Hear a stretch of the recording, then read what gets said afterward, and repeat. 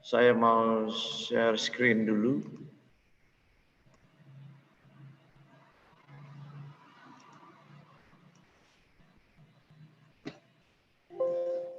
Ya, topik kita pada malam hari ini adalah melawan diabetes dengan gaya hidup. Mari kita mulai dengan fakta dan data tentang diabetes. Sebuah definisi sederhana, diabetes atau kencing manis adalah suatu kumpulan gejala yang timbul pada seseorang yang disebabkan adanya peningkatan kadar gula darah atau glukosa secara terus-menerus akibat kekurangan insulin. Pada tahun 2000, perkiraan global orang dewasa yang hidup dengan diabetes itu mencapai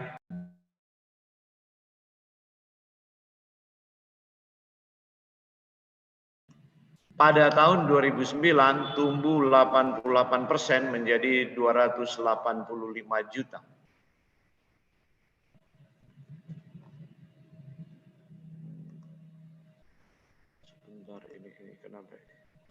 Saat ini 9,3% orang dewasa berusia 20 sampai 79 tahun atau sekitar 463 juta orang hidup dengan diabetes. Jadi dia tumbuh dari tahun 2009 itu tumbuh 206%.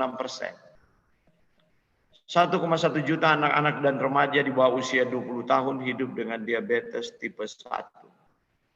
International Diabetic Federation memperkirakan akan ada 578 juta orang dewasa dengan diabetes pada tahun 2030 dan 700 juta pada tahun 2045. Dan itu adalah kabar buruk bagi dunia kita ya. Itulah sebabnya maka diabetes pada sidang Persatuan Bangsa-Bangsa PBB dalam press release-nya tanggal 20 Desember tahun 2006 mengeluarkan resolusi nomor 61/225 mendeklarasikan bahwa epidemik diabetes mellitus merupakan ancaman global dan serius. Jadi perlu resolusi nomor 61/225 ya, untuk penyakit diabetes. Jadi diabetes itu bahkan bagi PBB itu adalah suatu masalah seluruh dunia, ancaman global yang serius. Mari kita lihat fakta dan data diabetes di Indonesia berdasarkan Rikesdas.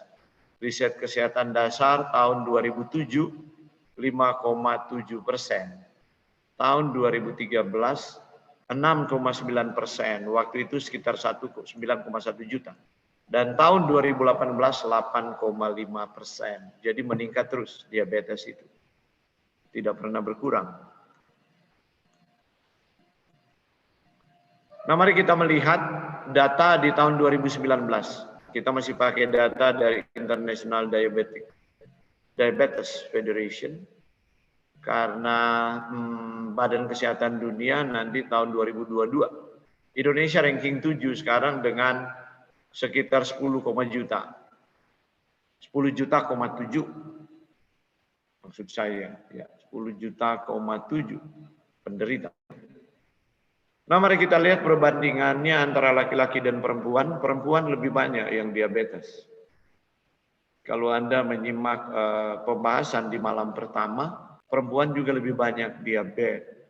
Dan diabetes itu berkorelasi dengan kegemukan. Perempuan yang obes itu lebih tinggi di Indonesia.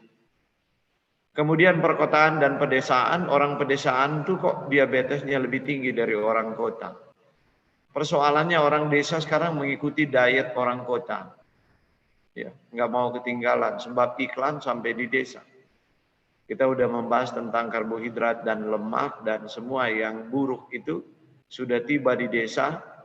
Karena desa sekarang udah maju, orang desa juga transportasinya udah lancar, jalan mungkin berjalan kaki itu jarang. dan mekanisasi pertanian. Jadi sudah jarang orang desa yang juga hidup selayaknya orang desa di masa lampau.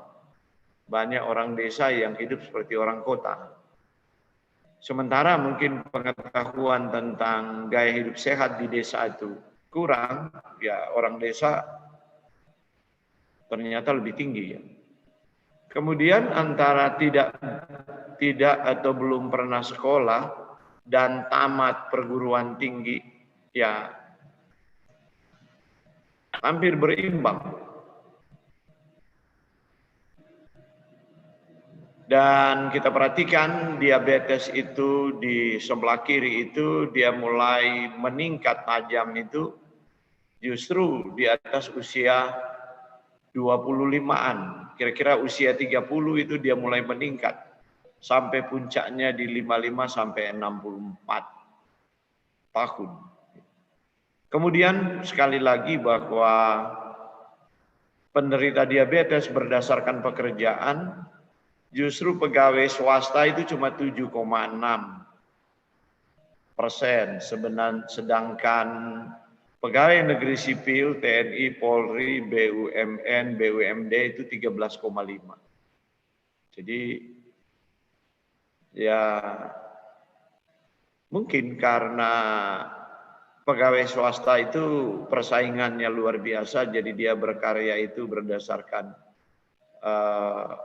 persaingan yang nyata, jadi dia memeras keringat, dia harus lebih baik dari yang lain, bekerja lebih itu, jadi mungkin itu yang menyebabkan. Terus dia mungkin menghemat dalam banyak hal karena ya begitu. Kadang-kadang juga ada pegawai negeri swasta, pegawai swasta yang tidak mendapatkan pensiun. Sementara mungkin pegawai negeri ya aman-aman saja, dia merasa ada tunjangan, ya berbagai fasilitas yang bisa didapatkan, kemudian ya tingkat stres, semua namanya orang bekerja itu punya stres. Jadi itu tidak menjadi prediktor yang kuat, tapi gaya hidup dan pola makan itu jadi prediktor yang kuat. Oke, kemudian ada sesuatu yang kita kurang perhatikan. Orang hanya menganggap bahwa nanti kalau sudah diabetes baru kemudian dia pergi dan berkonsultasi ke dokter. Tapi ada yang berbakat diabetes, yaitu glukosa darah puasa terganggu dan toleransi glukosa terganggu. GDPT atau glukosa darah puasa terganggu 26,3%. Sementara toleransi glukosa terganggu itu 30,8, lebih banyak lagi. Nah, glukosa darah puasa terganggu itu artinya adalah kalau Anda dites dengan diberikan TTGO itu adalah pemberian tes itu meminum gula, dikasih minum glukosa itu. Nah, jadi TTGO itu glukosa plasmanya 2 jam itu lebih kecil 140 mg per desiliter dan waktu puasa 100 sampai 125 itu dianggap glukosa darah puasa terganggu. Kemudian kalau toleransi glukosa terganggu itu mulai didiagnosis sebagai prediabetes karena apa?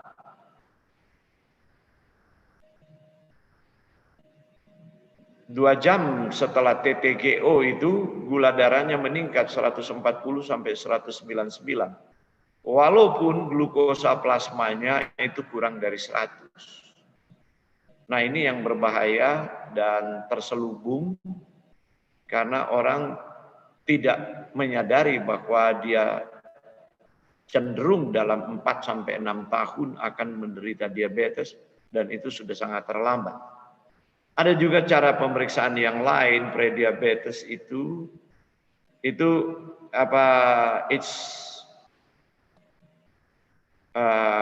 BA1C atau biasa cuma disingkat A1C, HbA1c. Itu sekitar 5,7 sampai 6,4%. Harusnya orang yang tidak diabetes di bawah 5,7. Ini akhir-akhir ini mulai sering diperiksa, sebelumnya jarang itu diperiksa, yang hanya selalu diperiksa glukosa puasa dan glukosa setelah 2 jam TTGO, yaitu setelah diberi minum gula. Itulah sebabnya ada 73% penyandang diabetes di Indonesia yang tidak sadar. Ini publikasi Perkeni, Persatuan Dokter dan Ahli Diabetes di Indonesia. Jadi ada 73% penyandang diabetes itu tidak sadar bahwa dirinya menderita diabetes mellitus.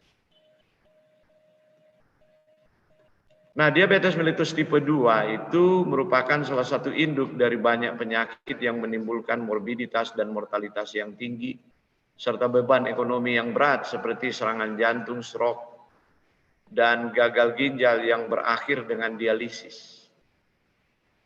Jadi banyak orang diabetes tidak merasa bahwa dia membebani, bukan hanya ekonomi rumah tangga, dia membebani negara. Ada orang yang fatalisme, kadang-kadang menganggap apa urusan negara dengan saya yang sakit. Mereka lupa, pertama, mereka menggunakan fasilitas BPJS. Dan fasilitas BPJS itu, ya, itu udah merugi bertahun-tahun hanya untuk diabetes dan komplikasi. Nanti saya berikan angka-angkanya sebentar. Kemudian fasilitas yang digunakan itu bukan uang pribadinya, tapi uang orang lain yang belum sakit. Bagaimana kalau semua sakit dan berpikir seperti demikian? Siapa yang menanggung biaya BPJS? Yang sampai sekarang pun setiap tahun merugi itu bukan 1-2 triliun. Yang terakhir kalau nggak salah merugi itu di atas 10 triliun. Saya lupa bilangan tepatnya. Nah, jadi mari kita lihat studi terkini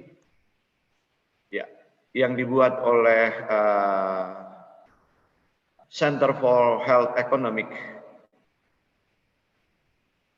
dari Universitas Indonesia, CEPS UI itu, menemukan dari 1.658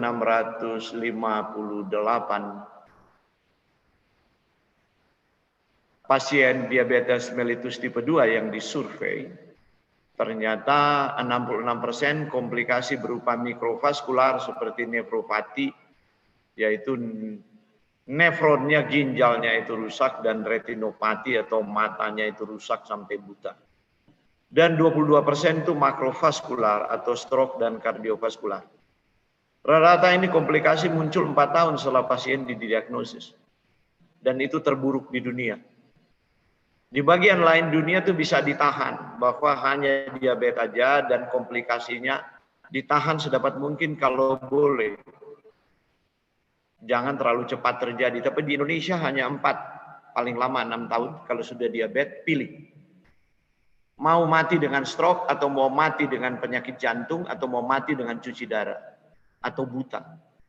Itu kasarnya seperti itu. Dan Indonesia paling buruk dalam penanganan diabetes. Semua pasien diabetes bertahun-tahun yang lalu hanya diajar minum obat. Nggak pernah dididik change lifestyle. Di bagian dunia lain ada, tapi sekarang Perkeni udah gencar sekali dalam kira-kira 5 tahun terakhir ini mengkampanyekan ya, tentang change lifestyle. Oke, mari kita lanjut. Nah, ini hang ini. Besarnya pembiayaan kesehatan dari diabetes yang saya sudah singgung tadi itu Anda lihat angkanya 33% dari jaringan kesehatan nasional. Ini tahun 2015 saja. Dari total pengeluaran BPJS itu 33% itu diabetes dan komplikasinya. Karena itu saya katakan bahwa kalau ada orang diabetes katakan kok saya yang sakit, kalian yang repot. Di Indonesia nggak ada penemu obat, termasuk obat diabetes. Itu semua negara harus bayar royalti. Dulu waktu Menteri Endang, dan kita berteman dan masuk di Yankes Stratkom, pelayanan kesehatan tradisional alternatif komplementari, sebagai seorang ahli dari kementerian. Jadi diabetes ini telah menjadi masalah. Kemudian disampaikan bahwa banyak penduduk tidak menyadari bahwa devisa kita habis karena hanya untuk membayar royalti obat di tahun 2009 itu saja negara harus mengeluarkan sekitar 30-an triliun. Ya, devisa itu hilang sebab semua obat yang dibuat di Kimia Farma itu obat paten. Kemudian kalau Anda berobat di Singapura Anda bayar lebih mahal. Kenapa? Harga obatnya bisa 4 sampai 10 kali. Di Indonesia kan itu ditanggung oleh BUMN. Dan pemerintah harus kasih keluar dari anggarannya untuk supaya obat itu terjangkau oleh masyarakat gitu. Jadi saya mau katakan bahwa kalau kita orang Kristen belum menyadari bahwa dia yang sakit tapi dia membebani negara, memiskinkan negara dan memiskinkan peserta diabetes yang lain, itulah sebabnya Anda lihat sekarang karena BPJS merugi terus. Hanya bisa diobservasi 3 hari di rumah sakit. Sembuh atau tidak mesti keluar sebab orang yang lain urunan. Itulah nasib asuransi kita karena pertama kesadaran terhadap kesehatan rendah. Sementara pemerintah sudah menjanjikan secara politik untuk memberikan asuransi. Walaupun mungkin dalam tanda kutip kita belum siap. Artinya bangsa ini belum siap. Belum siap dengan pola hidup sehat. Pada tahun 2016, mari kita lihat angka-angkanya. Pada tahun 2016, Jaringan Kesehatan Nasional itu mengeluarkan 7,7 triliun untuk menangani diabetes dan 74% disedot oleh orang diabetes yang mengalami komplikasi. Cuci darah, pakai fasilitas BPJS lebih murah. Penanganan operasi mata pakai fasilitas BPJS lebih murah. Pasang ring di jantung pakai fasilitas BPJS lebih murah. Pengobatan, obat pengencer darah, dan lain-lain untuk mencegah stroke, fasilitas BPJS semua digunakan. Tapi toh, kalau tidak bertobat pasti pilihannya seperti itu. Diabetes tidak membunuh, tapi penyakit penyertanya yang membunuh. Serangan jantung, stroke, cuci darah. Nah, diabetes juga membuat orang tidak produktif. Ya, dia jadi tulali, telat mikir selalu. Kemudian lebih mudah tersinggung. Kemudian lebih mudah marah-marah baik di tempat kerja maupun orang tua. Apalagi kalau laki-laki diabetes. Udah ribut terus dengan istrinya. Apalagi kalau istrinya jarak perkawinan 8 tahun dan masih muda, dia udah diabetes 45. Kan pria yang diabetes itu di atas 5 tahun itu burungnya itu udah nggak bisa apa-apa gitu. Ini saya mau katakan ke bapak-bapak yang ada di sini malam ini. Iya. Kalau Anda tidak serius untuk menjaga berat badan dan kesehatan, iya. Sebab di Indonesia meningkat terus, di dunia meningkat terus. Jadi seperti kutub diabetes ini dalam kehidupan modern. Mari kita lihat biaya diabetes. Tanpa komplikasi, per tahun ini rata-rata perempuan itu menyedot subsidi dari pemerintah 5,4 juta. Laki-laki 5,7. Kalau dengan komplikasi 11 juta perempuan, pria 14 juta. Karena itu hitung-hitungannya jadi begini. Bila dikalikan dengan 60% penderita diabetes yang memiliki komplikasi, jadi semua penderita diabetes di Indonesia, kalau tidak terkendali A1C-nya paling tinggi 9,2. Padahal di dunia 7 ditekan ke bawah, kita paling tinggi. Maka kalau 60% menderita komplikasi dan harus di-cover oleh BPJS akan menghabiskan 59 triliun. Dan saya mau katakan bahwa bila semua pasien diabetes di Indonesia terdiagnosa, sebab yang lain kan tersembunyi, yang toleransi glukosa itu, maka mungkin dibutuhkan biaya pengobatan sampai 199 triliun. Kita mau ambil dari mana? 199 triliun. Bangkrutlah tuh BPJS. Jadi saudara, BPJS ini betul-betul mengharu-birukan negeri ini. Nah, ada diabetes tipe 1. Hanya 10% dari orang yang terkena diabetes mempunyai diabetes tipe ini. Diabetes tipe 1, tubuh berhenti memproduksi insulin karena kerusakan sel pankreas. Seringkali terdiagnosa pada usia anak-anak, seumur hidup harus melakukan suntik insulin. Wajib menjaga dan cek kadar gula darah rutin dan wajib mengatur pola makan. Ya. Tapi saya mau katakan kabar baiknya, saya punya 4 pasien di Jakarta. Dari mereka SD, ada yang belum masuk sekolah dibawa ke saya. 2 tahun lebih terdiagnosa dia diabetes tipe 1. Kemudian saya kasih pola hidup, kasih suplemen. Kemudian saya lupa. Di sebuah seminar ada orang tua datang bawa anak, ada sudah SMP. Ada sekarang sudah SMA. Terima kasih ya Om. Kasih terima kasih loh sama Om itu. Kalau enggak, kamu mungkin enggak ada sekarang. Anda tahu apa? Udah enggak pakai insulin lagi. Padahal buku teks katakan harus seumur hidup. Dokter ahli diabetes katakan harus seumur hidup. Tapi karena orang tua ketat menjaga change lifestyle anak-anak itu, diajarkan makanan seperti yang saya informasikan dalam 3 hari yang pertama. Itu prerequisite-nya 3 hari yang pertama. Kalau Anda nggak ikut, lihat aja di Facebook. Mereka bisa terkendali. Dan rata-rata di Jakarta pasien saya adalah kanker, diabetes, stroke. Di kota-kota besar. Semua yang sudah menyerah diabetes sudah 10 tahun, 15 tahun itu baru kemudian mereka sudah komplikasi baru menyadari untuk mengikuti perubahan pola hidup.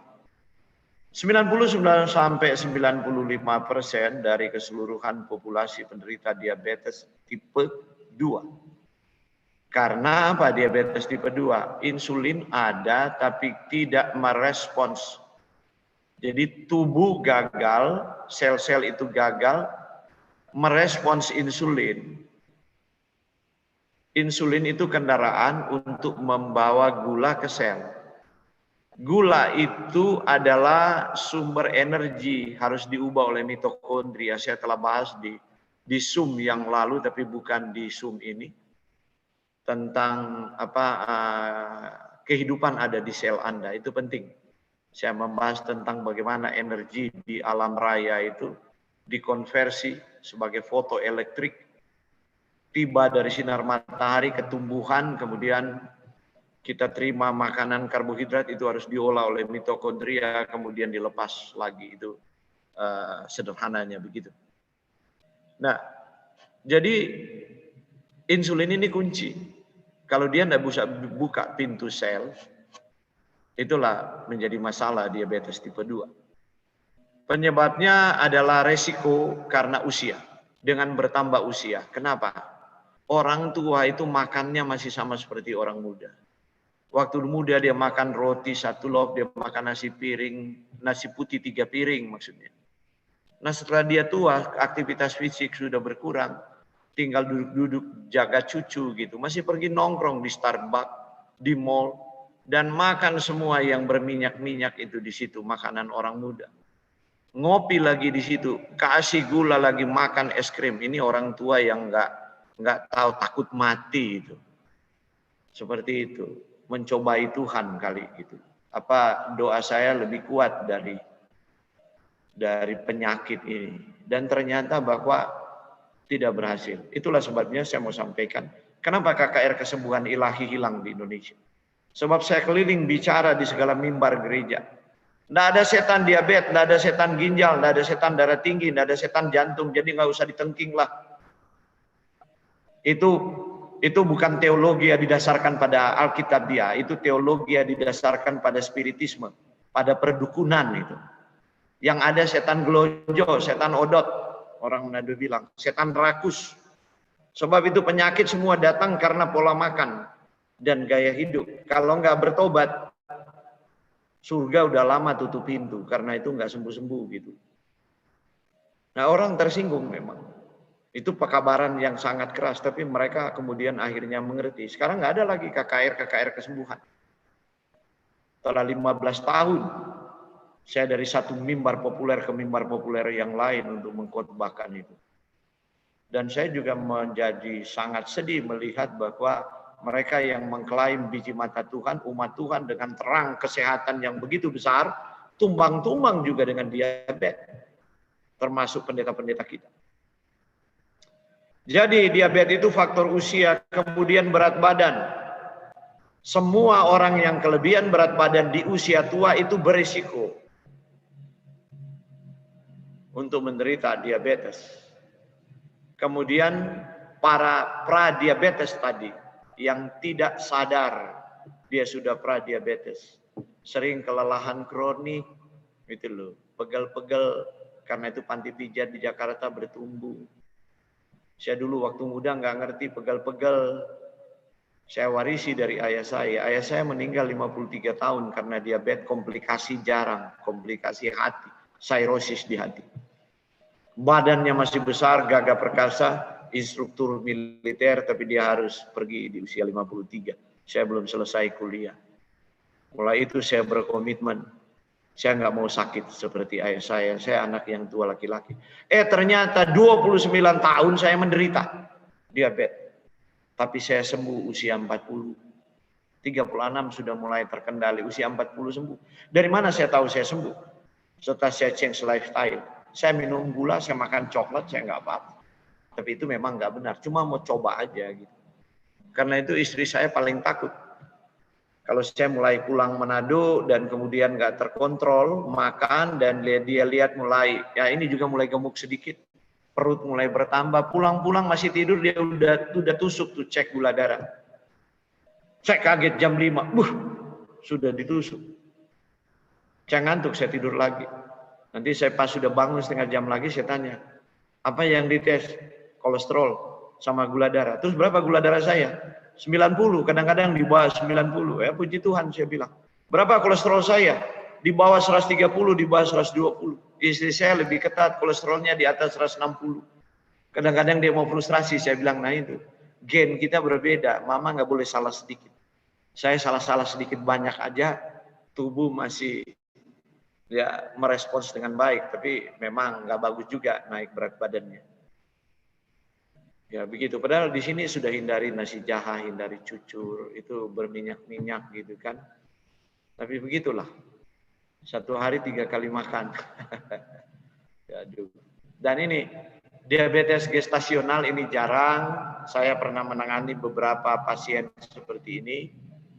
Ibu hamil kemudian terlalu gelojo karena selalu kan, apalagi orang Manado, ini keinginan baby harus dituruti ya.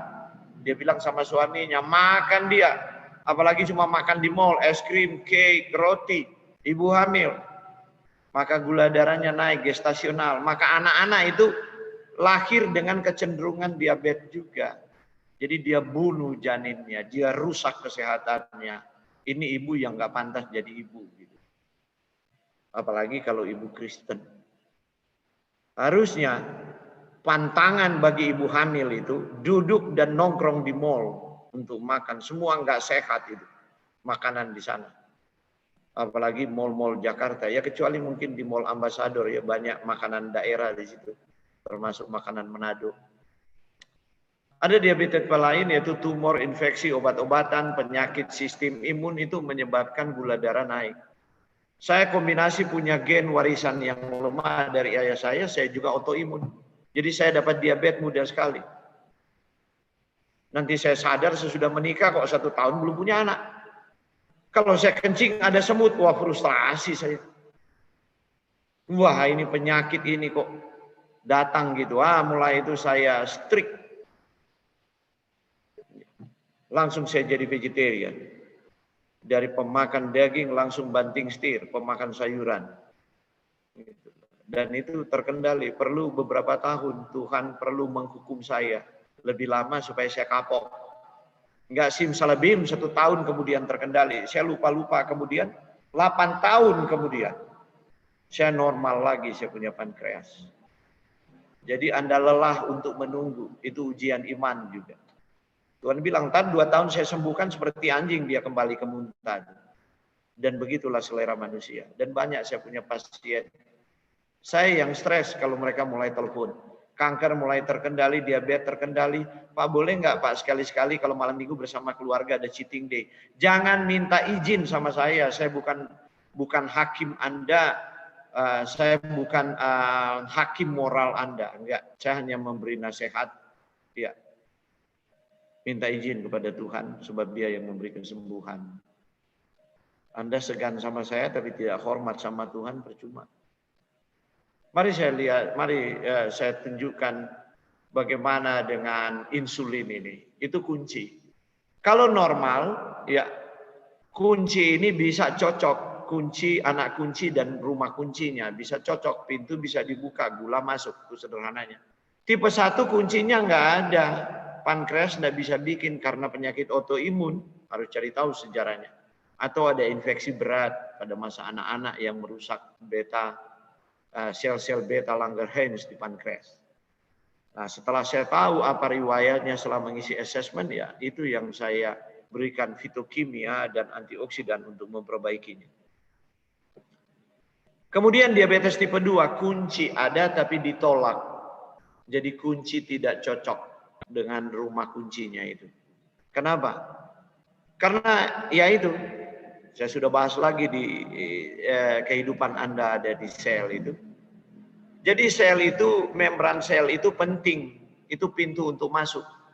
Kalau garam itu bisa masuk, molekulnya kecil. Diameter natrium itu kecil. Lebih kecil dari virus corona sekarang. Kalium juga kecil, dia bisa masuk. Kalsium kecil. Tapi gula terlalu besar sama protein. Mesti ada pembawa. Jadi kendaraan pembawa itu adalah untuk gula adalah insulin. Nah sekarang dia harus dibaca oleh reseptor protein, asam amino, polipeptida yang ada di membran. Tapi dia membran itu lipoprotein, dia ada persenyawan antara lemak dan protein. Jadi sinyal dibaca oleh protein dia kirim kepada lemak. Ini buka dong pintunya. Nah lemak itu penuh dengan lemak jenuh. Anda hobi menggoreng, Anda hobi lemak jenuh.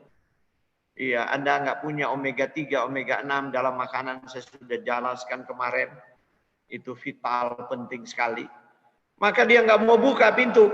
Karena itu banjirlah gula itu di darah. Tapi sel kelaparan. Anda terus menerus rasa lapar. Karena itu makan, habis makan ngemil, minum kopi. Habis itu ngopi lagi, habis itu ngemut permen. Lapar terus, lemes terus, chronic fatigue syndrome, kelelahan. Setelah tamat kuliah dan mulai kehidupan ekonomi membaik, mulai jadi kepala bagian di umur-umur 30 tuh. Apalagi datang, mohon maaf, susah di desa, makan diukur-ukur. Tiba di Jakarta, udah punya level tertentu. Sekarang balas dendam, udah punya gaji sendiri.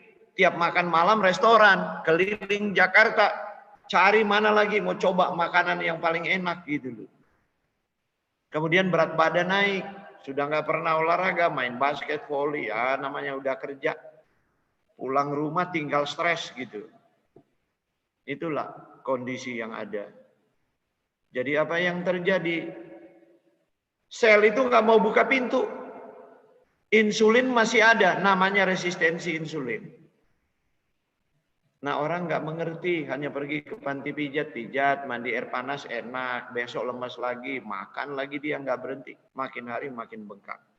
Tapi kalau diabetes sudah menetap, makin hari makin kempes. Jadi kalau lihat orang gemuk, terus mendadak kempes, mendadak, nah itu dia, parah sekali itu komplikasi diabetesnya itu. Nah mari kita lihat komplikasi dari diabetes itu. Ya, jantung di Indonesia banyak. Orang diabetes memilih mati dengan jantung. Ya pilihan tanpa sadar maksudnya. Kemudian stroke berikutnya. Baru kemudian ya biasa tuh saraf perifer. Saya dulu aja begitu. Kadang-kadang kaki itu kebas sudah nggak terasa gitu. Terus kaki meleleh sudah ada luka nggak tahu itu di sela-sela jari. Sampai busuk hitam. Saya nggak busuk hitam, banyak yang busuk hitam begitu. Kemudian mata menurun. Nah, sekarang juga langganan tuh orang diabetes komplikasi ginjal. Sayangnya setelah dokter vonis cuci darah baru datang ke saya, baru menyerah. Padahal saya tahu kadang-kadang Saya kelilingkan dari satu gereja ke gereja yang lain, dari satu denominasi ke denominasi yang lain. Bahkan di kelompok Buddhis mengundang saya dan pesantren-pesantren. Dan saya kadang-kadang ingat, ini pernah dengar saya punya seminar 4-5 tahun, nanti datang sudah cuci darah, datang sudah ring jantung. Kalau sudah cuci darah saya bilang terlambat. Ginjal itu sekali rusak tidak bisa diperbaiki. Apalagi kalau dia rusak karena diabetes dan rusak darah tinggi. Mintalah rahmat kepada Tuhan supaya umur ditahan. Teknologi kedokteran tidak bisa lagi menolong banyak. Probabilitas untuk meninggal itu tinggi. Kalau rusak cuci darah karena darah tinggi dan cuci darah karena diabetes. Usia harapan hidup itu pendek. Itu komplikasi saya mau katakan di ginjal. Kalau asam urat, kalau penyakit autoimun naik. Orang kadang datang, Pak kami dengar dari ini ada sudah cuci darah. Saya bilang ya itu dia asam urat. Dia ada penyakit autoimun, dia ada masalah lain. Tapi bukan karena diabetes dan darah tinggi kemudian cuci darah. Berdoalah kepada Tuhan. Ya atur pola makan, mohon ampun kepada Tuhan. Ya. Selebih setialah supaya kalau waktunya harus pergi sudah siap. Saya nggak mau simpan-simpan ngomong. Nggak mau kasih jaminan kosong. Saya bukan nabi. Saya katakan. Maka saya tidak bisa menjamin apapun. Sebab secara sains. Ya. Ginjal adalah salah satu organ yang sekali rusak tidak bisa diperbaiki. Dan ada banyak orang sudah rusak 30% ginjalnya dua-dua tidak ada gejala. Malah ada sudah rusak 60%. Saya dulu rusak 60%. Tidak ada gejala, nggak ada keluhan. Baru saya panik.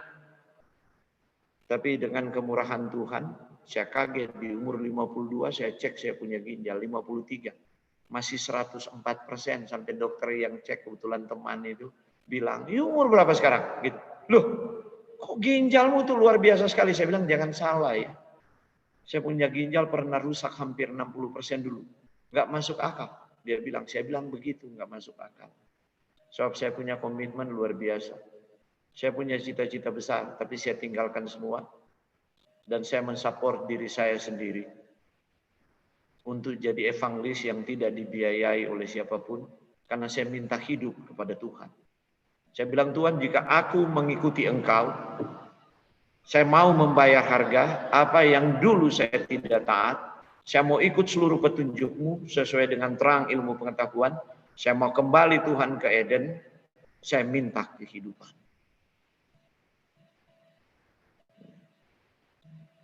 Dan Tuhan buat mujizat.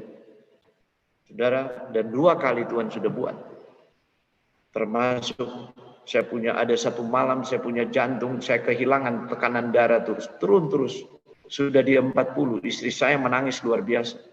Saya hanya bilang, Tuhan sebelum tiba di rumah sakit jangan saya pingsan. Terus sebelum hilang saya berdoa. Singkat cerita, istri saya bilang, sebelum tiba di rumah sakit jantung saya sudah dingin. Saya cuma dengar sayup-sayup dia punya tangisan. Tapi kemudian saya seperti mimpi. Loh itu rumah sakit jantung, harapan kita. Saya bilang kepada sopir taksi, itu harapan kita? Iya. Berarti di depan Sleepy, lanjut. Kemudian dia bilang, loh Pak, berkomunikasi tapi saya pikir saya mimpi. Saya bilang putar aja, nanti Anda akan lihat lampu Mall Taman Anggrek, saya punya apartemen di situ. Sampai di apartemen, kita nyanyi lagu Sion terus sampai pagi, nggak tidur. Sebab Tuhan baru membangunkan saya kembali. Apa doa saya? Saya hanya bilang, Tuhan ampuni saya. Saya telah merusak tubuh anugerah-Mu yang telah Engkau bayar dengan sangat mahal oleh kebodohan dan kesengajaan saya. Tidak ada alasan saya untuk menjadi permisif, Tuhan. Tapi saya tidak siap untuk mati sekarang, Tuhan. Ada banyak hutang saya. Hutang kepada istri, kepada anak saya. Hutang kepada masyarakat, hutang dalam pekerjaan-Mu, Tuhan. Saya masih ingin hidup. Dan saya percaya Engkau yang punya kemurahan kepada Hizkia. Tolong agar saya berjalan dengan rendah hati menurut Engkau. Berikan saya kehidupan. Engkau dapat membalik tangan-Mu, Tuhan. Sekali engkau berfirman dari tiada menjadi ada. Saya kaget. Istri saya bilang, saya sudah dingin dari apartemen menuju ke nafas sudah tidak ada.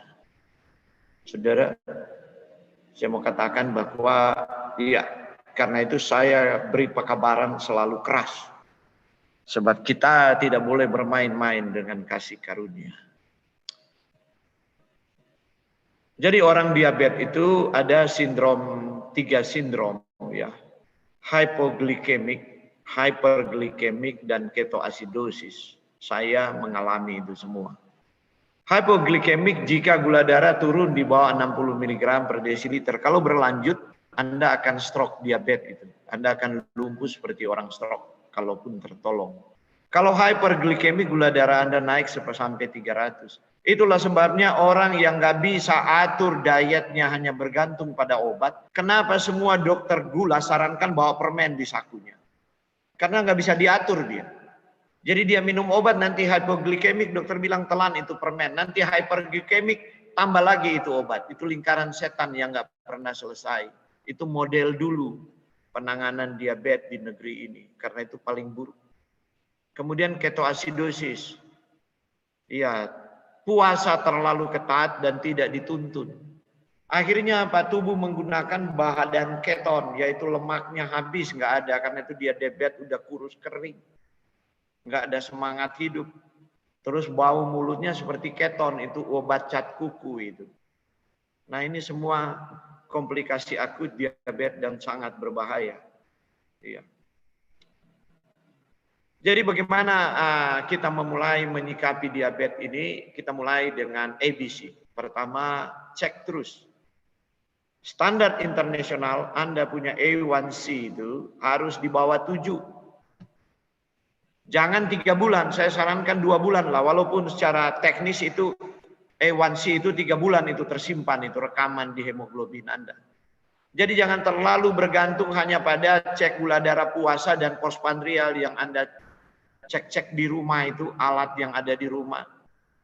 Itu kadang-kadang Anda tidak bisa mengukur diabetes.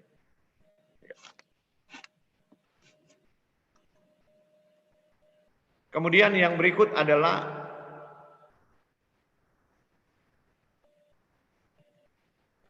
tekanan darah Anda. Sekitar 100, lebih kecil dari 130/80. Sebab kalau tekanan darahnya mulai naik berarti komplikasi diabetes itu akan mengarah ke ginjal atau akan mengarah ke jantung. Karena itu orang diabetes yang tidak mau atur pola hidup, dia menganggap bahwa obat itu magic bullet. Bahkan dia sungguh-sungguh doain obatnya. Tuhan Yesus menangis di surga. Sebab Tuhan Yesus punya metode yang lain. Saya bukan anti obat ya. Tapi kadang-kadang orang telah mempertuhankan obat kalau dia sakit. Dan dia lupa untuk ubah pola hidup. Itu maksud saya. Dia lupa untuk bergantung dengan iman sungguh-sungguh kepada Tuhan. Dan berkomitmen dengan Tuhan. Kalau boleh, satu waktu dia bisa lepas obat. Tapi ada banyak orang sudah fatalisme. Makan aja. Kan ada obatnya kalau sakit. Dan kalau sakit sudah tidak sembuh, makan aja. Toh mau mati cuma 1 kali. Itu orang Manado POB itu. Tapi umumnya yang seperti itu setelah mau mati, kemudian pergi. Saya temukan, saya punya teman-teman permainan dulu. Gelisah sekali udah mau mati. Menangis dan berteriak. Baru menyadari bahwa dunia yang gelap tanpa ujung pangkal dan tak ada pengharapan itu. Yang dulu dipandang sepele. Sekarang baru dia dengan kengerian yang luar biasa. Kalau mati di perang enak. Ditembak sekali mati tidak ada kesadaran. Tapi mati dengan penyakit degeneratif. Itu proses mati kadang-kadang 1 minggu. Turun pelan-pelan seluruh fungsi tubuh. Sedangkan mau bernafas pun susah. Jantung denyutnya makin pelan. Dan saya alami itu. Dan bergumul luar biasa. Jadi saudara, mohon maaf. Bukan menakut-nakuti. Saya rindu adalah orang belajar untuk menghargai. Ya. Bahwa belas kasihan dan kasih karunia Tuhan itu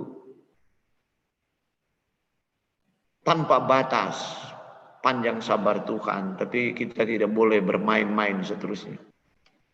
Sebab ada di wilayah kita untuk mengendalikan mulut kita dan selera. Jangan jadi primitif. Ya, sir, kita kok mesti makan begini? Cuma itu tuh ada siapkan. Kalau cuma itu tuh ada siapkan, suruh orang lain bikin tuh makanan lebih sehat. Jangan jadi permisif, biar tuh tersinggung. Atau baku sedu dan dia, karena sudah sayang pakai tangan mau bunuh kita lebih cepat. Tapi ada ibu-ibu komplain, sir bukan begitu.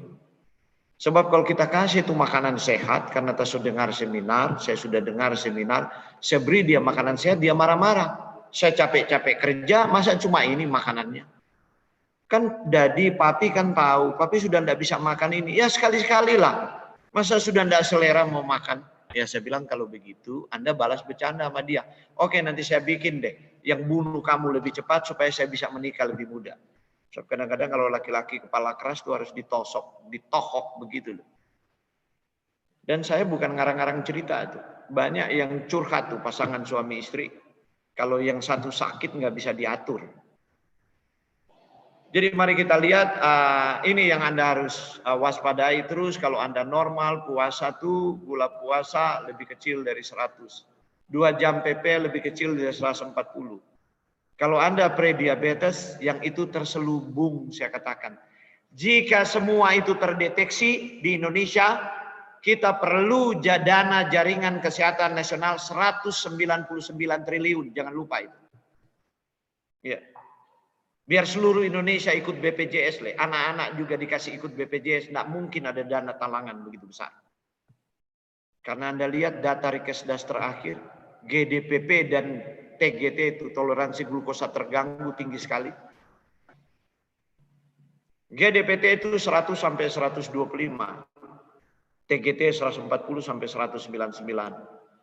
Kalau Anda diabetes dia sudah lebih besar 126, ini lebih besar 200. Oke, ini gejala diabetes. Sering buang air kecil. Rasa haus berlebihan, sudah minum haus lagi. Dulu saya nggak ngerti. Sering merasa lapar, itu dia. Rasa lapar, baru makan lagi, baru makan lagi, baru makan ngemut permen. Habis itu minum minuman manis, makan lagi. Kemudian kalau dia sudah mudah lelah, nah kurang semangat dan konsentrasi. Kemudian penglihatan kabur. Nah saya itu urutannya begitu dulu. Kemudian mati rasa di tangan dan kaki. Sering terkena infeksi. Dilipat paha itu gatal. Kalau perempuan bahkan sampai kelaminnya itu bisa infeksi. Baru luka lambat sembuh. Baru kemudian berat badan itu turun. Kalau berat badan sudah turun karena diabetes. Parah itu. Terlalu kurus, terlalu cepat. Ya kalau dia bertahan di berat badan normal bagus, tapi kalau dia turun terus, drop terus sudah. Pankreas itu sudah kacau.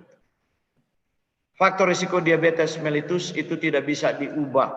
Ada faktor yang tidak bisa diubah, pertama ras dan etnik. Itu terkenal dengan Paima syndrome orang Indian di Amerika ya. Jadi ada ras tertentu yang tidak tahan dengan kelebihan kalori. Ada nanti diabetes 60, ada 70, ada 30 udah diabetes. Padahal pola makan dia nggak terlalu buruk. Ya begitu, besteknya begitu bahasa Belanda. Karena itu Anda harus hati-hati. Kalau ada kecenderungan, ada pohonnya seperti itu, ya hindarilah gula, hindari berat badan. Saya kasih warning, saya punya saudara-saudara. Walaupun ada yang respon dengar, ada yang nggak mau dengar, saya nggak tanggung dosa lagi lah.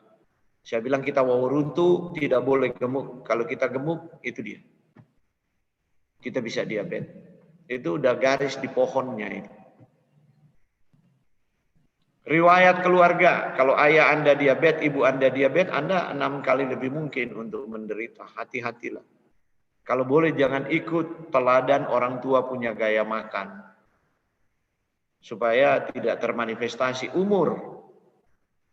Riwayat melahirkan bayi pada perempuan lebih dari 4 kg. Atau riwayat lahir anak-anak BBLR. Berbakat untuk diabetes. Anak-anak yang lahir terlalu ringan, terlalu kecil. Ya.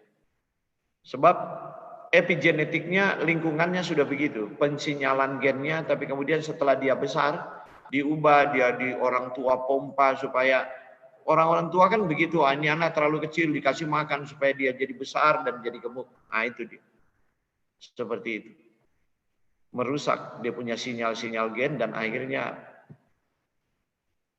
pankreasnya rusak. Faktor risiko yang dapat dikendalikan. Pria lingkaran perut di atas sama dengan di atas 90. Wanita lingkaran perut sama dengan di atas 80 cm. Ambil senti dan hitung. Ini standar yang dibuat oleh WHO untuk Asia Pasifik. Maka itu satu faktor resiko. Kemudian gaya hidup seperti di ilustrasi ini. Seperti itu kan gaya hidup modern.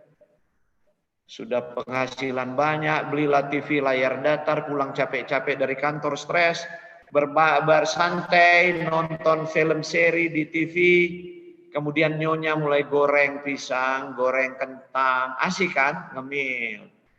Terus minum soft drink, ya begitu. Dan olahraganya bulu tangkis 1 minggu 1 kali. Selain itu nggak ada olahraga, itu bunuh diri, Anda bisa mati di lapangan. Olahraga permainan. Itu olahraga permainan itu hanya untuk anak muda saja, jantungnya masih kuat, ginjalnya masih bagus. Kalau sudah umur 35 tahun, cari olahraga mengalahkan diri sendiri yang tidak meningkatkan stres. Atlet aja tidak pernah mau direkrut jadi atlet lagi di atas 35 tahun. Dia bisa mati di lapangan. Nah, kita banyak gaya hidup tidak sehat dan masih mau jadi seperti atlet, main sampai malam lagi gitu. Karena itu ada juga mati-mati di lapangan. Diet yang tidak sehat, kolesterol lebih dari 200, tekanan darah tinggi. Nah, itulah sebabnya Profesor Gerald Rivers dari Stanford University tahun 1988 pertama kali dia memperkenalkan insulin resistant syndrome atau sindrom metabolik pada pertemuan American Diabetes Association. Dialah orang pertama yang mendefinisikan korelasi antara gaya hidup, pola makan, berat badan, dan diabetes dan komplikasinya. Menjadi penyakit pembunuh nomor 1 di dunia. Itu kemudian diterima dalam Proceeding Symposium 9 Eropa Metabolism tahun 2006. Ini yang dia bilang. Definisinya begini. Obesitas abdominal atau gampangnya perut buncit dalam bahasa awam, itu terjadi penumpukan lemak yang proinflamasi peradangan, kemudian terjadi lesi aterosklerotik, jadi pembuluh darah Anda mulai ada plak di sana, dan inilah resiko global dari penyakit jantung menjadi pembunuh nomor 1. Penyakit koroner, stroke, cerebrovaskular. Dan ini diterima, disepakati oleh semua ahli penyakit jantung, ginjal, stroke. Jadi ibunya adalah diabetes. Diabetes tidak membunuh. Dia melahirkan anak-anak yang membunuh penderita diabetes, yaitu jantung, stroke, gagal ginjal, atau komplikasi di hati yang sangat jarang. The National Cholesterol Education Program Adult Treatment Panel 3 berpendapat bahwa penurunan berat badan secara bermakna dapat memperbaiki sindrom metabolik dan aktivitas fisik. Pengurangan asupan kalori memperbaiki sindrom metabolik. Perubahan diet ini membantu menurunkan kadar gula darah dan tekanan darah tinggi. Dietnya banyak buah, sayur, biji, lemak tak jenuh, susu rendah lemak dari biji-bijian. Bermanfaat. Apa penemuan ini katakan? Penemuan ini adalah bahasa ilmiah untuk kejadian. 1 ayat 29. Makanan yang Tuhan perintah suruh makan. Jelas sekali. Jadi Tuhan memang izinkan sebelum Tuhan datang. Saya mau sentil sedikit. Ya. Sebelum Tuhan datang, Tuhan akan izinkan dunia ini terpuruk sangat gelap. Agar supaya kegelapan dan terang itu kontras. Anda tidak akan bisa lihat cahaya korek api kalau siang hari. Tapi coba di lorong yang sangat gelap, orang pasang korek api 100 meter, Anda tahu ada cahaya. Dunia harus terpuruk. Sakit itu tidak ada jalan keluar. Orangnya sakit, bumi juga sakit dengan bencana alam, disaster and calamities, malapetaka karena virus seperti sekarang. Kemudian India sementara malapetaka, ada wabah belalang di sana. Dan kemudian yang lain di Papua New Guinea ada tsunami dan lain-lain. Kemudian Amerika dan Cina sekarang berhadapan di Laut Cina Selatan. Amerika sudah mulai memperkuat dia punya pertahanan militer. Bumi harus sakit seperti itu. Baru terang itu menjadi jelas. Di titik itulah Yesus datang kembali kedua kalinya. Dan kita sudah dekat. Oke, tapi nanti pertemuan lain lah saya bahas itu. Saya kembali ke materi. Jadi Anda lihat, kalau kita kurang bergerak, terus biasa kan kurang bergerak itu lebih sering daripada kurangi makan. Ini kan sifat manusia.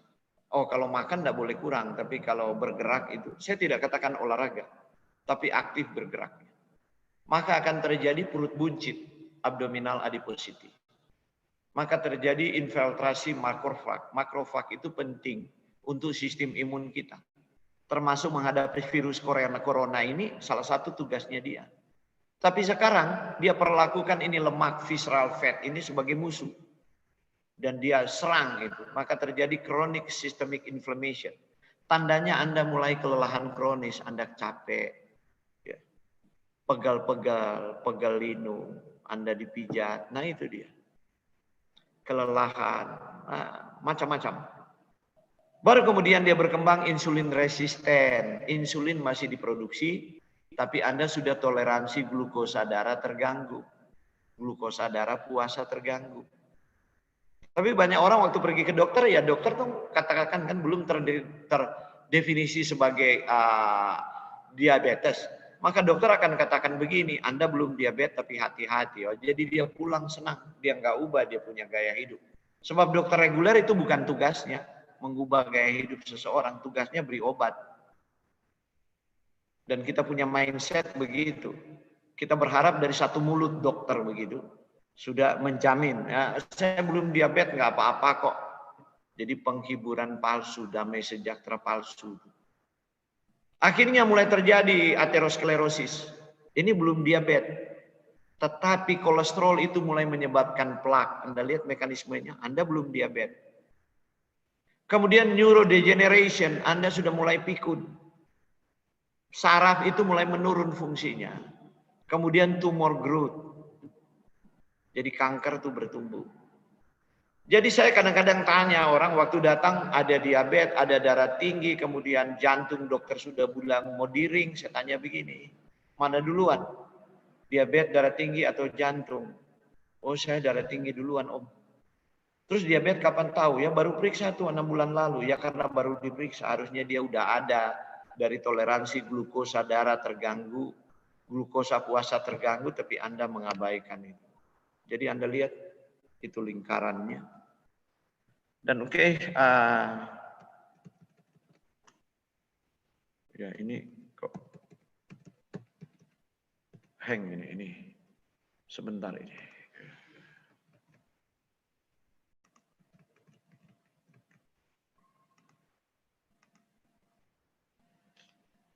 Saya end show dulu, ini hang ini. Masuk lagi. Nah sekarang ini sebenarnya model yang dipraktekkan di banyak negara maju. 4 pilar penata layanan diabetes mellitus. Dan di Indonesia sekarang, ya para dokter di Perkeni itu 5 tahun terakhir ini kesana kemari. Tapi kok banyak orang diabetes juga belum berubah.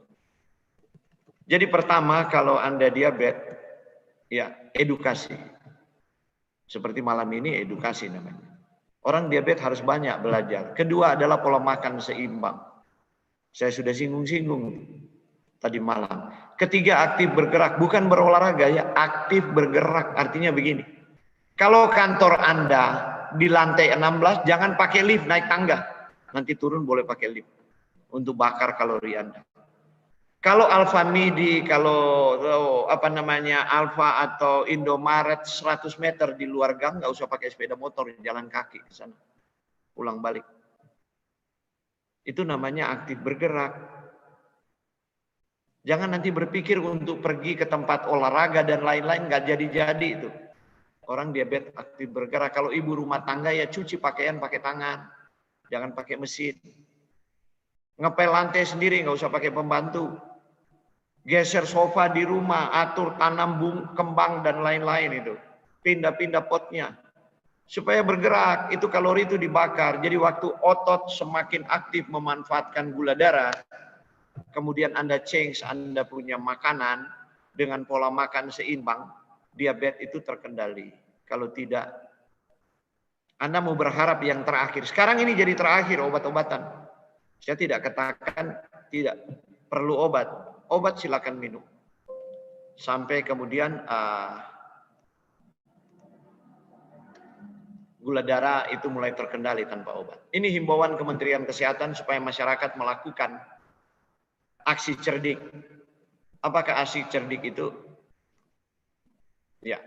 Pertama, cek kesehatan secara bertahap. Ya. Berat badan, periksa tensi, gula darah, kolesterol secara teratur. Kedua, nyalakan asap rokok. Ketiga, rajin melakukan aktivitas fisik 30 menit aja. Keempat, diet yang seimbang. Itu dikatakan konsumsi buah sayur minimal 5 porsi per hari. 5 porsi per hari. Minimal. Sedapat mungkin menekankan konsumsi gula. Ini yang saya tidak setuju.